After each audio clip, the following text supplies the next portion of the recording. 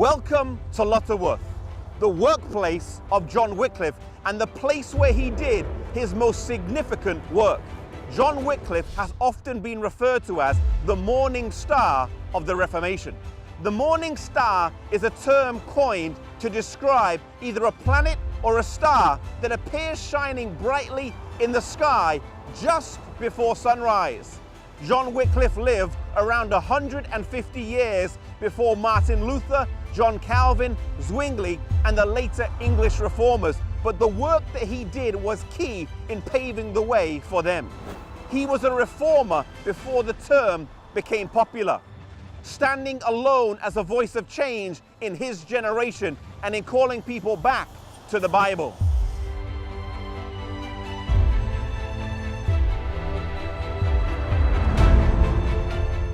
Educated at Oxford University, he was a scholar and an unrivaled debater. It was whilst he was a student that he first incurred the displeasure of Rome in denouncing the friars and their lazy lifestyle.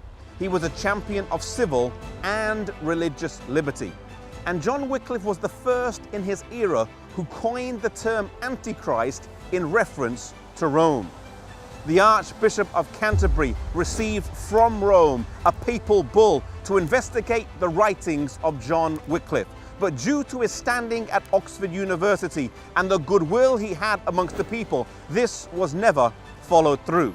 Perhaps a key event that helped John Wycliffe was the papal schism of 1378, where there were two popes that each claimed to be the right pope. And so amidst this confusion, John Wycliffe was left in a state of relative peace to carry on the work that he was called to do.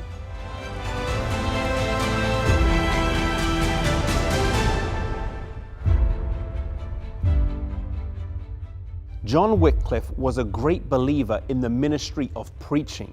He trained men who were known as the Lollards and sent them out all over the country preaching the gospel. But his greatest achievement was the translation of the Bible.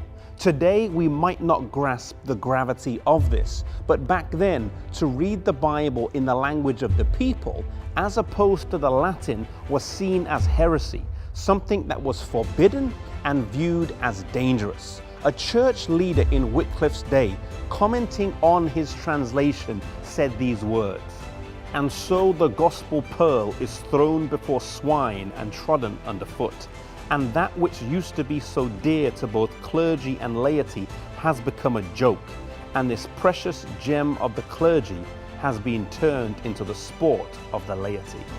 Wycliffe, though, declared plainly, Christ and his apostles taught the people in the language best known to them. It is certain that the truth of the Christian faith becomes more evident the more the faith is known. Therefore, the doctrine should not only be in Latin, but in the common tongue.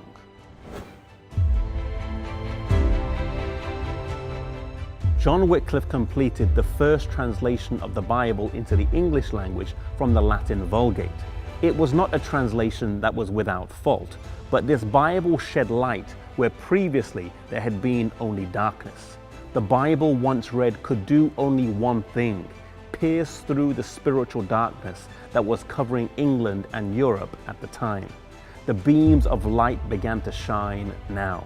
The revolution that would be the Reformation would become unstoppable.